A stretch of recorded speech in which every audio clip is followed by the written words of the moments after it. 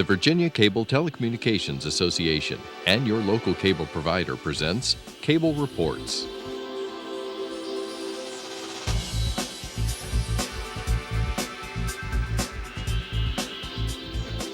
Join us now as Cable Reports brings you up to date on current issues facing the Commonwealth through discussions with your local legislators and other policymakers from across Virginia. From the General Assembly and the City of Richmond, I'm Woody Evans for Cable Reports, brought to you by the Virginia Cable Telecommunications Association and Comcast, connecting Virginians to their government. We're pleased to have Delegate Rich Anderson with us this morning from the Virginia House of Delegates. Good to see you, sir. Good to see you. It's been a year, Woody. It has been. So how are things going in terms of the budget? I know that we're getting close to crossover week. It may be 1 week away, as I recall. Right, Woody. Crossover is about a week away. It's February. February the 8th. Man, it's rushing so fast. I I'm adding a couple of months. February the 8th. We'll be halfway through. For your viewers, crossover is when the deadline where all House bills have to cross over to the Senate and vice versa, so each chamber can tackle the other's business that has been sent our way. So it is all going very well. The big issue for us here in the 2017 General Assembly, of course, is the two-year biennial Virginia state budget. We are working now on year 2 of that biennial budget. We passed the original two-year budget last year, but we're having to do some significant mid-course corrections because, as you know, declining revenues have had us adjust the budget downward. Originally, those revenue shortfalls, tax shortfalls, were predicted to be about $1.5 billion, and they actually, in reality, now have become a $1.2 billion shortfall. So we're dealing with that. And I guess one of the major issues with reference to the budget is whether state employees will get a raise this year, and there's been some particular emphasis placed upon public safety in that regard. Talk to us about that. Well, public compensation for our public employees is always a challenge, but I don't think the price of public service should be depressed compensation levels. Having spent 30 years in an Air Force uniform, I could count on a certain percentage of compensation increase every year. And having that sort of stability, predictability, is healthy for the workforce, and it's for workforce morale. It helps to recruit and retain quality people in your workforce. So I think we've got to focus on that very heavily. As you know, with the revenue shortfall, we didn't make the necessary triggers that we had put into the budget last year. And just speaking alone for myself, I don't really care for that business model because it is predicated on conditions over which state employees have no control. And those people are called to public service. That's a pretty noble calling. And so what we have decided as a House Appropriations Committee, in partnership with the Senate Finance Committee, to restore those pay raises for Virginia state public employees, and to also do companion work for our great Virginia State Police, right, in order to ensure that we can close this significant pay gap that they have. They are literally hemorrhaging Virginia state troopers who are going to other localities, other jurisdictions to work.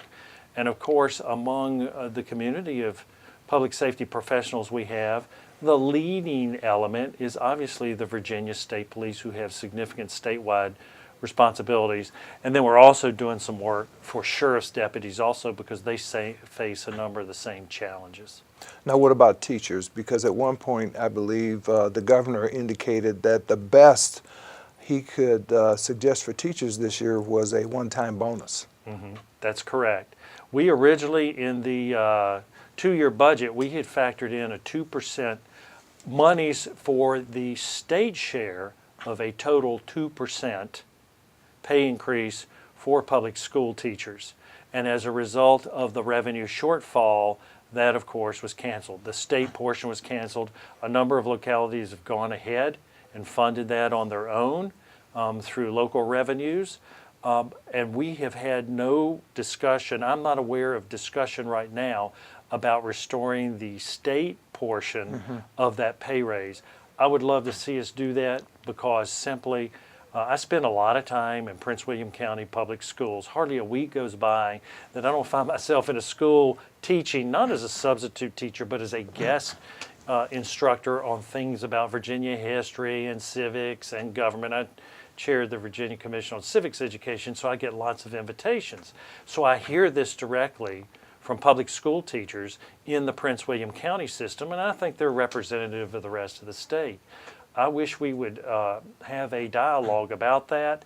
The reason that's not on my radar scope is within the House Appropriations Committee.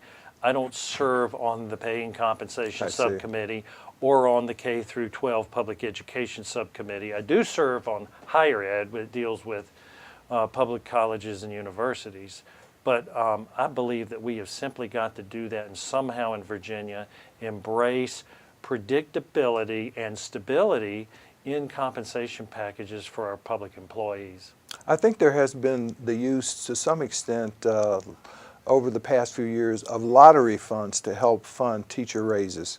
Yes. Because that comes with no strings attached. I don't think it requires a contribution from the local school district. That is correct. And I believe, if my numbers are correct, I believe previously we provided about 29% from lottery proceeds.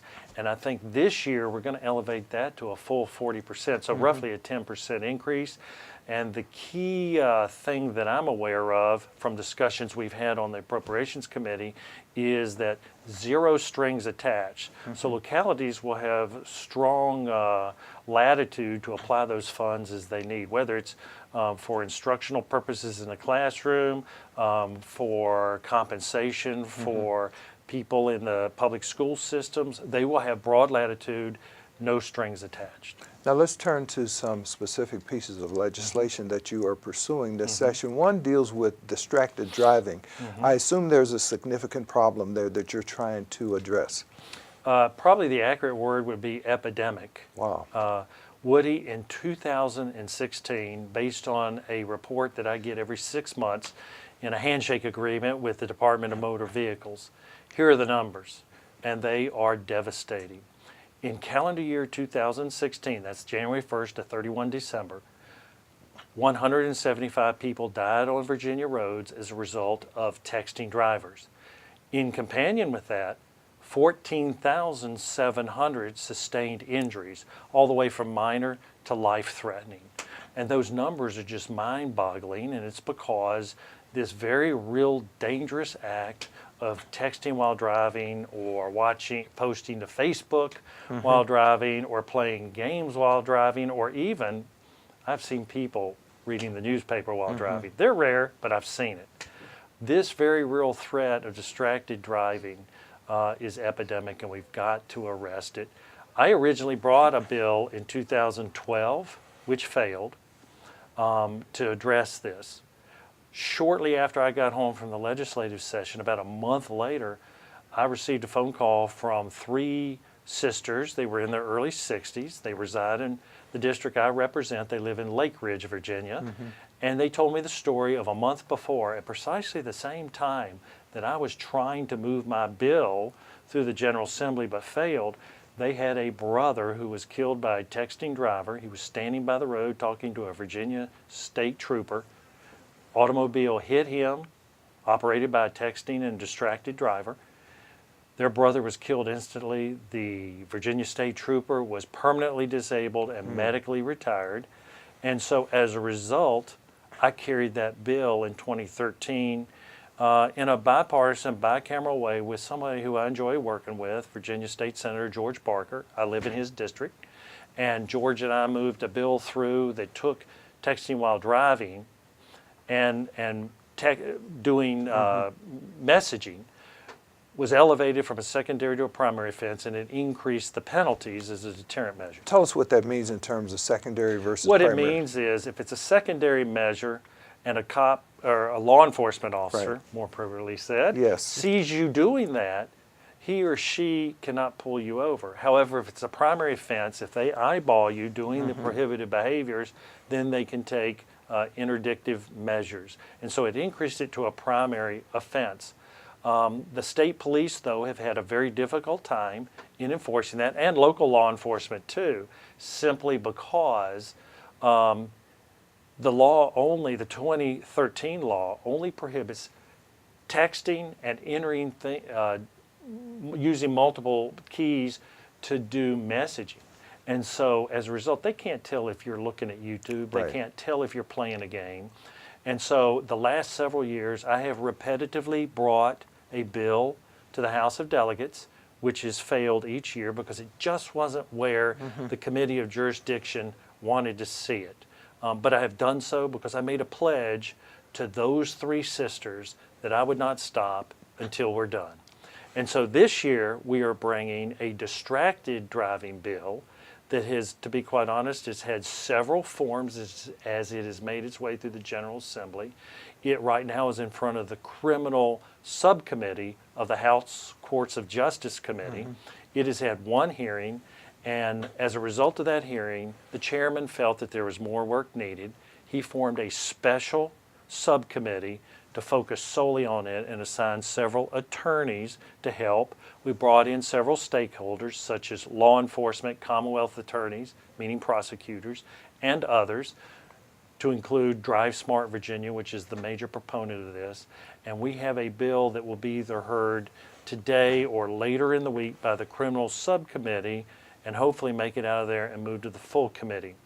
It is a broader bill which retains the current provisions in there, but gives prosecutors more leeway in deciding how to prosecute these most egregious cases, which can be elevated up to reckless driving, which, as you know, very substantial serious. fines and even jail time. Right, So right. I think we've got to put teeth into it because, again, 175 dead, 14,700 injured. You mentioned prosecutors, and I'm sure you've had some discussions about the ability to prove those charges.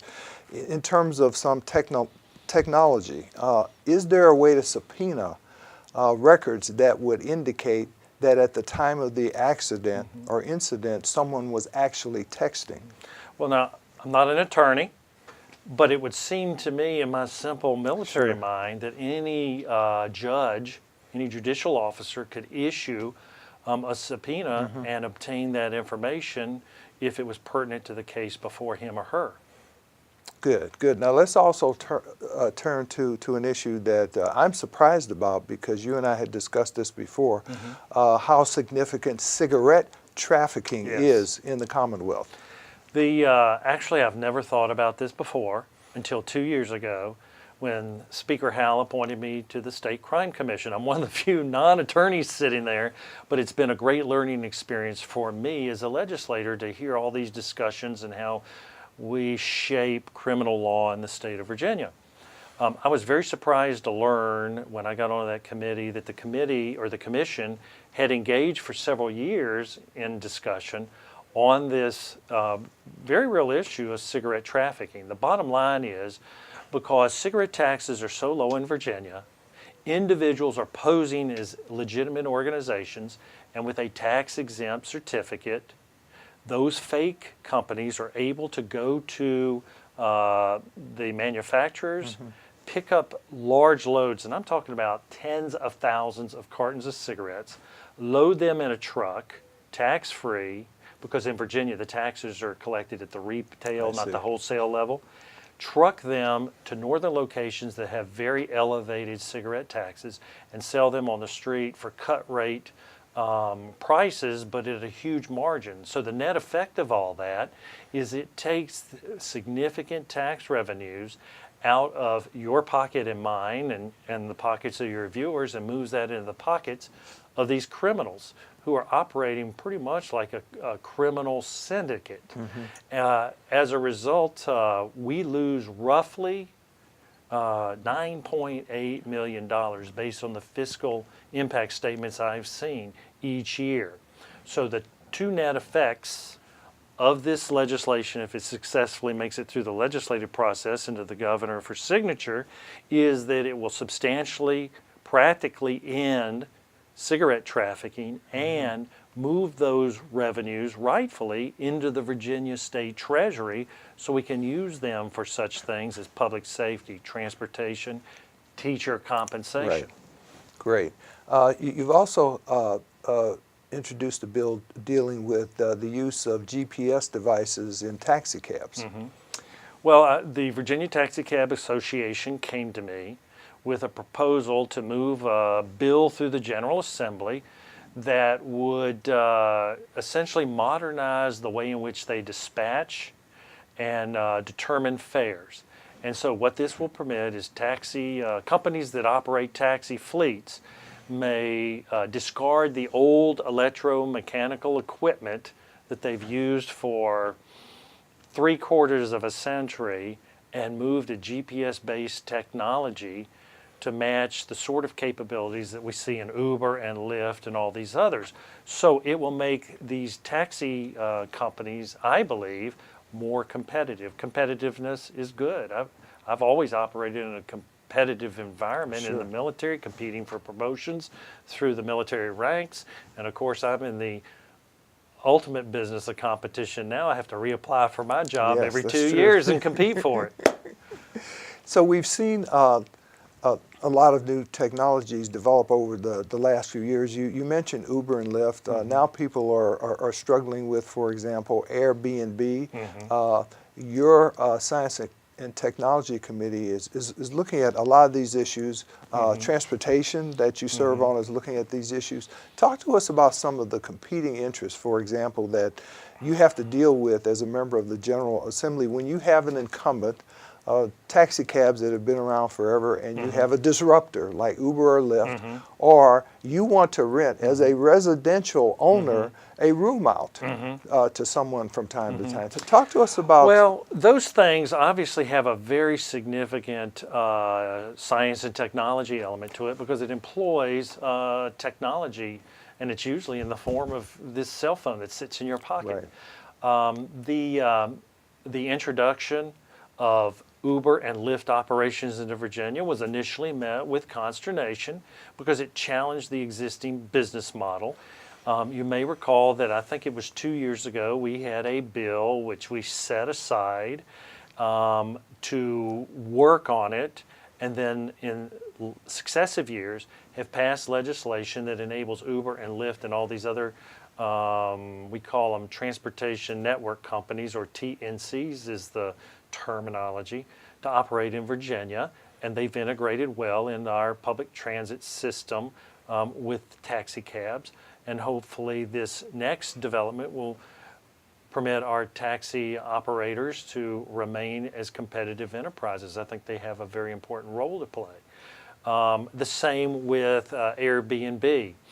Those things, though, have traveled through the Transportation Committee rather than the Science and Technology Committee. What I'm trying to do as chairman of the House Committee on Science and Technology is focus now on such things as furthering the efforts of NASA, further the efforts of the Virginia spaceport at Wallops Island, and all these other space-based enterprises. I spent my career in the Air Force in the missile and space career field, so I have a natural inclination to be drawn to that. It was one of my first professional loves, and so I have done quite a bit of work with them. My committee has done quite a bit of work with them, and I believe that there's great potential for Virginia to become a center of excellence in the space business. Talk to us about what's going on at Wallops Island. I don't think a lot of people know how significant that place is. From time to time we see that there's a rocket launch there, for example. Right. The Antares rocket, which flies out of there, it's a rocket booster, and its principal role is to do resupply missions to the International Space Station. As you know, just a few years ago, the Antares rocket had a malfunction, detonated on the pad, or shortly after liftoff, I should say, and did extensive damage to the pad. The executive and legislative branches worked together and with the federal government in order to restore that launch pad, and they resumed operations just several months ago. That was a beautiful sight for that launch, to see that Antares lift off and to move materials to the International Space Station. So Virginia was back in the space business, Great. and I was very gratified to see that. There's a lot going on there. They have just completed the construction of a runway that will accommodate pilotless vehicles, and that's going to be a center of excellence. I think that will probably be dedicated in a formal ceremony very soon, but having been down there twice now to visit with the officials there, I'm really impressed by the lash-up, the partnership between Virginia State space officials and with NASA. Great. Now, what about the use of commercial drones? That's becoming something that has been part of a dialogue here in Richmond over the last few years, at least in terms of privacy concerns and also how they are regulated. Well, that has always been a challenge because you have these two competing elements that have a friction between them, but I think we can apply some oil and smooth that friction out. I want to see these drones, as they're commonly known, these pilotless vehicles. I want to see them to be able to deliver an Amazon package to our front doorstep. That will require a lot of work with the Federal Aviation Administration, the Virginia Department of Aeronautics, and all that sort of thing. But I eventually want to see that. But I also want to see safeguards so that they can't look into your bedroom window or see the interior of your home or hover over your home when you're in your backyard. And we've read all of us have read in the media about those tensions that exist. But it's a brand new technology. In fact, it is a quantum leap in technology and a huge move in the business models that will be embraced by American companies. But we'll figure that out.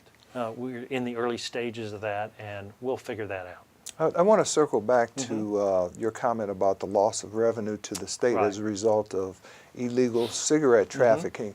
There's a parallel issue in terms of Airbnb, at least at the local level, because one of the things that local government is concerned about is they're losing tax revenue that they think they should be able to obtain if I, as a residential owner, rent out a room to someone from out of state or even locally. So there's that tension there as well, is there not? Oh, yes, it is. But just like these other things, we'll figure that out in the out years as we move through this. And I think we will figure that one out in the next couple of years. I'm not as well versed in the whole B&B issue as I am on some of these other things, but I've got confidence that both caucuses, both houses, and the executive and legislative branch and the private sector together are going to figure this one out. Great. Now, something you are very well versed in is you're head of the General Assembly's Military Caucus. Talk to us about the importance of veterans in your district and in the Commonwealth writ large. Okay. We do our veterans business in the legislative branch through the General Assembly Military and Veterans Caucus. We don't have a standalone veterans committee like the United States Congress and several of the state legislatures have. I'd like to see us have that eventually. But for now, we have a bipartisan, bicameral group. I co-chair that with Senator Bryce Reeves. So we are partners lashed at the hip in that effort. I spent 30 years in the military in an Air Force uniform. Bryce spent a dozen years in an Army uniform and then became a narcotics agent with the Prince William County Police Department. So he gets all this, so it's a great lash-up. Virginia, I can dare say, is probably, if not one of the most veteran-friendly states in the country. From administration to administration, we focus on these issues very heavily. The General Assembly does also. Within the House of Delegates and our 100 members, 20 2 of our members are military veterans, either for a full military career or for a portion of a career and then return to civilian life. So resident in the House is a lot of military and veterans experience. We harness that. We move a number of bills through. We work with the Joint Leadership Council of Veterans Services Organizations, which is an umbrella over the 25 veterans organizations in the state. They help us write veterans policy and proposals. Very close relationship that we have on the caucus with the Virginia Department of Veterans Services, DVS, which is one of the finest in the country. I hear that from my brother and sister, state legislators from across the country. So there are about 800,000 veterans, I think, in the Commonwealth. How many in your district? It's huge. 800,000 in the Commonwealth. You do the math, 8 million citizens, that's 10%. That is a huge demographic. The blessing is being able to work with those people.